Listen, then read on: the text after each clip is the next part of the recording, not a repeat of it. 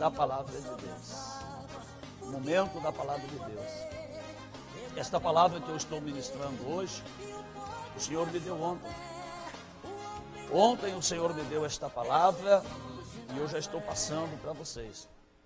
Passei no programa de rádio de manhã, só que não deu para passar por completo, que devido ao horário eleitoral gratuito, o nosso programa deu uma chatada na rádio, então não deu para passar por completo. Mas aqui, acredito que eu vou poder passar por completo a ministração desta palavra que o Senhor me deu ontem.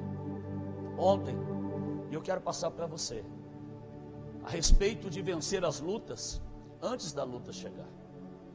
A respeito de vencer a prova antes da prova chegar. Não deixar a luta chegar, a prova chegar, para você vencê-la, mas você vencê-la antes. E o Senhor, Ele me fez entender que o Senhor Jesus venceu a cruz, não foi na cruz. O Senhor Jesus já tinha vencido a cruz, muito antes dele chegar no Calvário. Através da comunhão que ele tinha, através da vida de oração que ele tinha com Deus, perseverando em orar, em buscar a comunhão, em estar em obediência ao Pai, em estar em obediência ao propósito do Pai, em estar em obediência à palavra de Deus que se cumpriria na sua vida. Jesus Cristo, Ele venceu a cruz, muito antes da cruz do Calvário. Eu vou ler um texto aqui, que está em Lucas, capítulo 22, Lucas capítulo 22, versículo 40, diz assim o texto: chegando ao lugar escolhido, Jesus lhes disse: orai para que não entreis em tentação.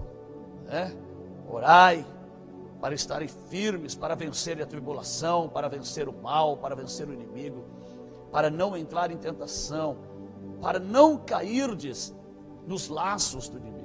Orai. Jesus ensinando os seus discípulos: olha, se vocês querem vencer, vocês têm que orar, vocês têm que ter uma vida de oração. E Jesus, chamando ali os discípulos, Ele disse: olha, fiquem aqui em oração, fiquem aqui em oração, para que vocês não caiam em tentação, para que vocês não sejam vencidos pelo inimigo, para que vocês possam passar pelos momentos difíceis, firmados na promessa. Quantas pessoas que na hora da luta, da prova, vacilam?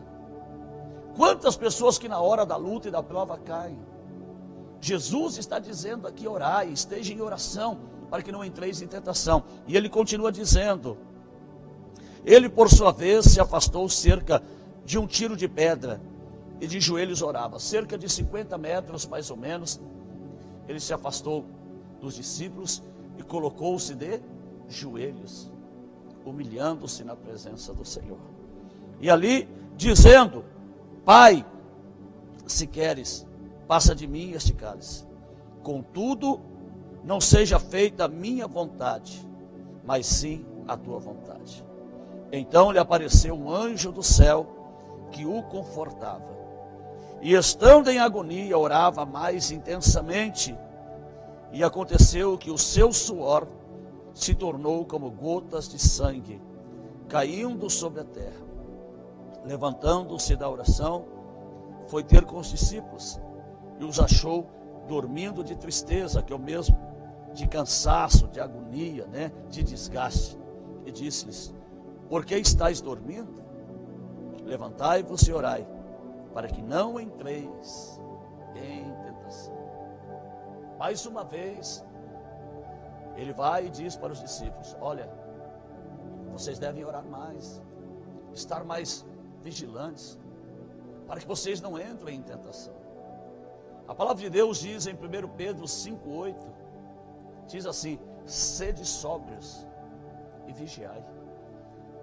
O que é uma pessoa sóbria? É uma pessoa consciente,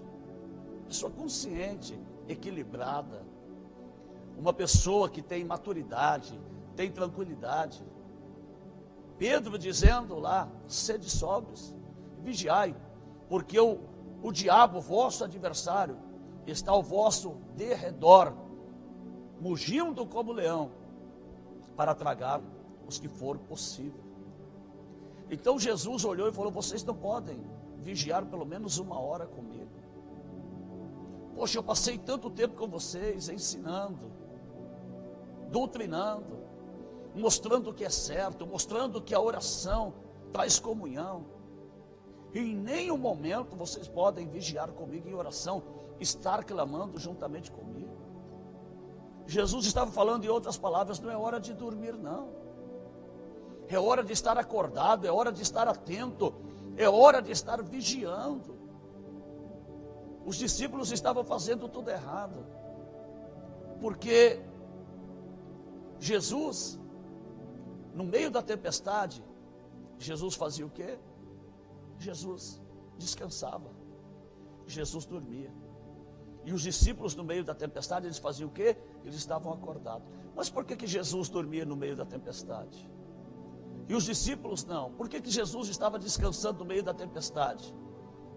Porque Jesus tinha uma vida de comunhão, de oração com Deus, uma vida na presença do Senhor. Você pode ver que quando Jesus começa o seu ministério, ali em Mateus capítulo 3, que ele é batizado por João Batista, o Espírito Santo o leva para o deserto para ser tentado. Então, quem te leva para o deserto não é o diabo. Quem te leva para o deserto é Deus, para provar a intenção do teu coração, para provar o que tem dentro do teu coração. E Jesus começa o seu ministério como? Jejuando 40 dias e 40 noites. Jejuando 40 dias e 40 noites. Jesus começa o seu ministério se preparando em oração. Para quê? Para que ele pudesse vencer todos os obstáculos, todas as barreiras, todas as dificuldades. E a maioria dos crentes hoje querem fazer as coisas de qualquer maneira. Não oram antes de realizar um negócio, não oram antes de realizar uma viagem, não oram antes de começar o ministério, de começar aquilo que Deus os chamou. Não, querem fazer de qualquer jeito. Jesus, ele deu o exemplo. Ele jejuou 40 dias e 40 noites. E se você for olhar o ministério de Moisés, foram 40 dias de jejum e oração. E depois, quando Moisés estava descendo e quebrou as pedras da lei, ele teve que jejuar mais 40 dias. 40 dias, tudo de novo. Tudo de novo. Você pode ver que Elias, ele jejuou 40 dias. Josué jejuou 40 dias. Daniel jejuou 21 dias. Aí os cristãos de hoje, eles só querem a bênção, mas eles não querem o sacrifício. Eles não querem se colocar diante do Senhor em busca, em oração, em jejum, em súplica, em temor, em obediência. Não. Qual era o prazer de Jesus? De dia, Jesus evangelizava, pregava o evangelho. À noite, Jesus fazia o quê? Estava em oração. Em oração. Lá em Marcos capítulo 9, ali, a partir do versículo 14, se não estou equivocado, você vê que quando aquele pai trouxe aquele jovem epilético para os discípulos expulsar o demônio, que os discípulos não conseguiram, Jesus desceu do monte, porque Jesus estava orando. Jesus estava orando e ele desce do monte. E quando ele desce do monte, ele desce revestido com autoridade e poder. E aquele demônio é expulso. Você pode ver que no Monte da Transfiguração, onde Jesus se transfigura em um corpo celestial, totalmente revestido de glória, lá estava Pedro, Tiago e João com ele. E ali de repente aparece quem? Moisés e Elias. Moisés representando a lei e Elias representando os profetas. E ali o Senhor começa a conversar com Moisés, com Elias, transfigurado. E de repente ouve-se uma voz do céu que diz: este é o meu filho amado, a ele escutai. A partir de agora vocês não vão escutar nem a lei, nem os profetas. A partir de agora vocês vão dar ouvido e escutar o meu filho. O Senhor estava onde? Em oração. E a glória se manifestou na vida dele, em oração. Então Jesus, ele tinha uma vida de oração, de comunhão com Deus. Jesus tinha uma vida de busca constante, porque Jesus sabia que ele teria que passar pela cruz. A cruz seria ali a vitória. A vitória do ministério de Jesus foi aonde? Na cruz do Calvário. Então Jesus se preparou para este momento. Jesus se preparou para enfrentar a cruz, para enfrentar ali os açoites, as chicotadas, os escárnios, as cusparadas. Jesus, ele se preparou para enfrentar a coroa de espinho, os cravos das mãos, dos pés, a sede. Ele se preparou para tudo isto, para este momento, o momento da cruz. Então Jesus não venceu a cruz no dia da crucificação. Jesus já havia vencido a cruz antes, pela comunhão que ele tinha. Jesus sabia que ele passaria pela cruz, seria algumas horas de agonia, mas que ao terceiro dia ele ressuscitaria, e ele receberia todo o poder dos céus e na terra. Ele receberia todo o poder nos céus e na terra. Ele se preparou para este momento antes da crucificação. E por que tem crente desviado hoje? Porque não se preparou para a luta, e quando veio a luta desviou, porque não estava preparado para vencer a luta, para vencer a prova, para vencer a dificuldade. Por que tem crente que diz que é até ateu? Agora eu sou ateu, não acredito mais em Deus. Por quê? Porque quando estava servindo a Deus, não se preparou para o dia da prova, para o dia mau. Para o dia mau. Lá no livro de Efésios, se eu não estou equivocado, capítulo 6, versículo 14, fala: revesti-vos de toda a armadura de Deus, para que possa resistir no dia mau, e tendo feito tudo, ficar firmes. O dia mau chega para todo crente, o dia mau chega para todos aqueles que estão servindo a Deus. Momentos de luta, momentos de prova, e você não vence a prova na hora da prova, você não vence a luta na hora da luta, você não vence a dificuldade na hora da dificuldade, você não vence a calúnia na hora da calúnia, você não vence a mentira na hora da mentira, você vence antes tendo comunhão, buscando, se preparando para o dia mau. E quando o dia mau chegar, você vai fazer igual o irmão Lázaro diz: vou passando pela prova, dando glória a Deus. É por isso que tem muito crente que está frio na fé. É por isso que tem muito crente que o seu líder lhe chamou a atenção, ele saiu da igreja. É por isso que tem muito crente que quando a calúnia veio, ao invés dele ficar firme para que Deus o justificasse, porque não é você que tem que justificar a você mesmo. Quem nos justifica é o Senhor Deus. Romanos 8:33. Quem intentará acusação contra os escolhidos de Deus? É Deus quem os justifica. Aí veio a calúnia, a acusação, e você não soube esperar o tempo de Deus, Deus se justificar, se esfriou, saiu da igreja.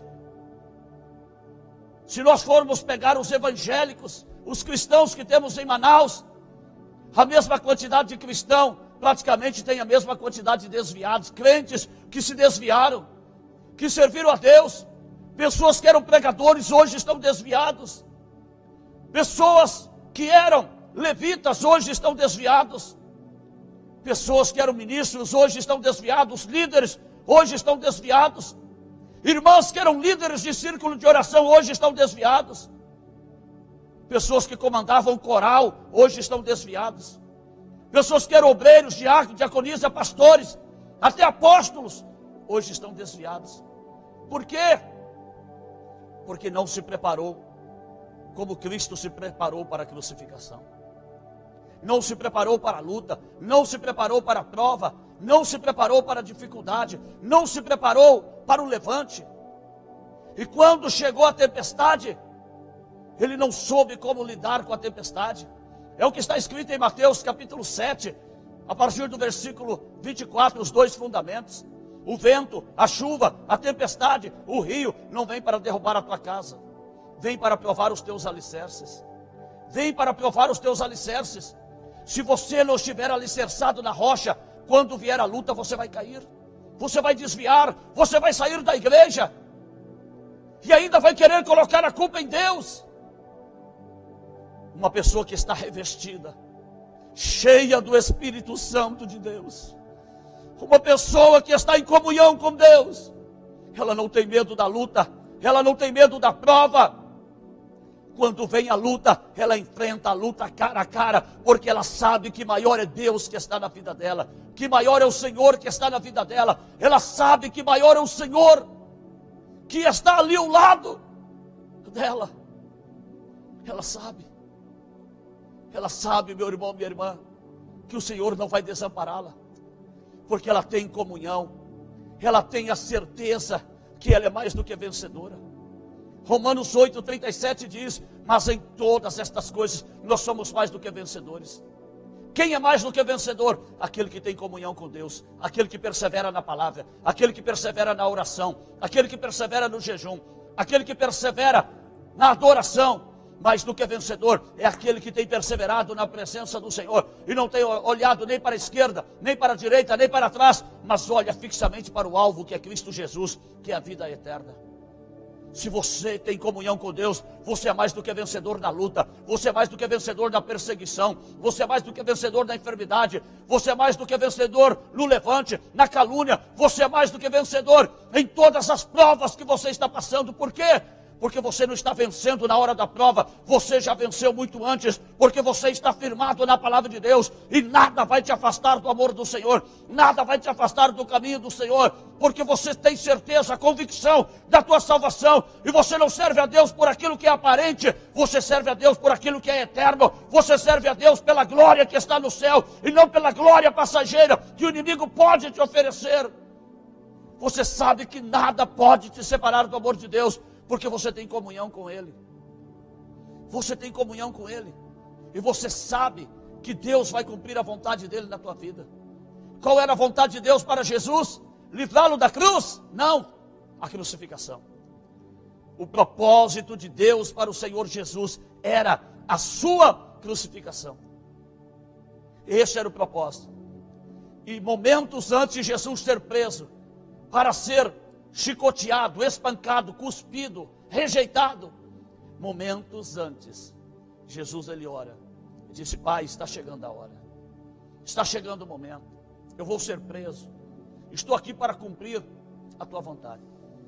Se o Senhor quiser, passa de mim esse cálice, mas se o Senhor não quiser, seja feita não a minha vontade, mas a tua vontade. Essa é a oração que agrada a Deus. Senhor, cumpre em mim a tua vontade. Cumpre em mim a tua vontade. Deus não vai te livrar da luta, irmão. Deus não livrou o Senhor da cruz, mas o Senhor o honrou depois da cruz. O Senhor o exaltou depois da cruz.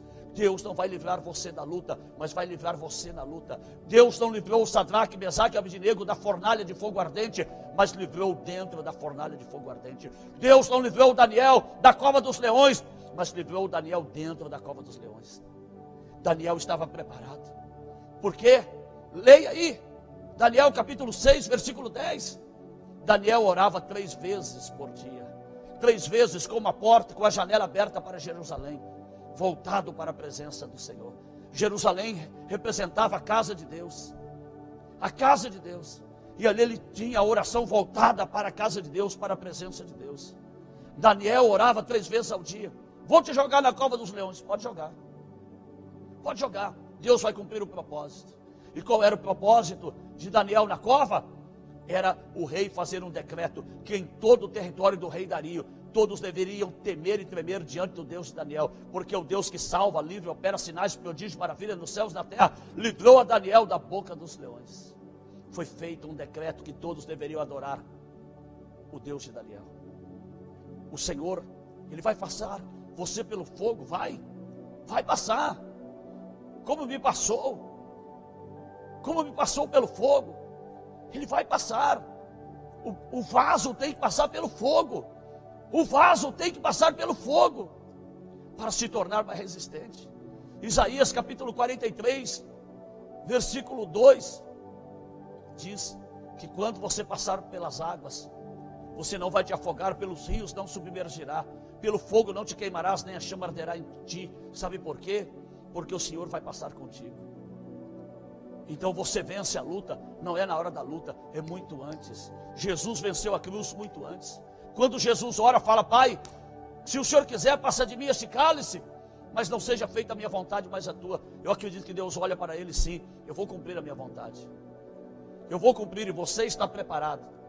E Jesus, ele suportou a dor, ele suportou a cruz, ele suportou a rejeição, ele suportou ali o escárnio, a sede, ele suportou ali a fraqueza que o seu corpo ia enfraquecendo a cada gota de sangue que era derramado, e ele ia se sustentando ali, ó, nas suas mãos cravadas e nos seus pés, e pela oração que ele tinha feito. Além dos cravos que o seguravam, tinha ali uma oração que o sustentava, a comunhão. A comunhão. Jesus venceu a cruz, não no dia da crucificação, mas muito antes. E é isso que Deus quer, que você vença esta luta, não no dia da luta, mas muito antes. Muito antes. O Senhor não quer que você fique dormindo. Fique dormindo. E não pode ter comunhão com Ele pelo menos uma hora. Os discípulos estavam dormindo na hora errada. No dia da tempestade, no barco, todos estavam ali acordados e Jesus estava dormindo. Porque quem tem comunhão descansa no meio da tempestade. E naquele momento que era para eles estarem acordados, agora eles estavam dormindo. Estavam dormindo. Que era o momento de orar, de perseverar em oração. Meu amado irmão, minha amada irmã, muito cuidado. Muito cuidado. O sono, na palavra de Deus, ele quer dizer o quê? Quer dizer que você não está vigiando. Não é vigilante, não está sendo vigilante. A palavra de Deus diz em 1 Pedro 5,8: sede sóbrios e vigiai. Eu vou te fazer uma pergunta: você entregaria alguma coisa para alguém que está bêbado? Não, só para alguém que está sóbrio e consciente. Deus te ama, Deus te ama, pode ter certeza disso, Deus me ama.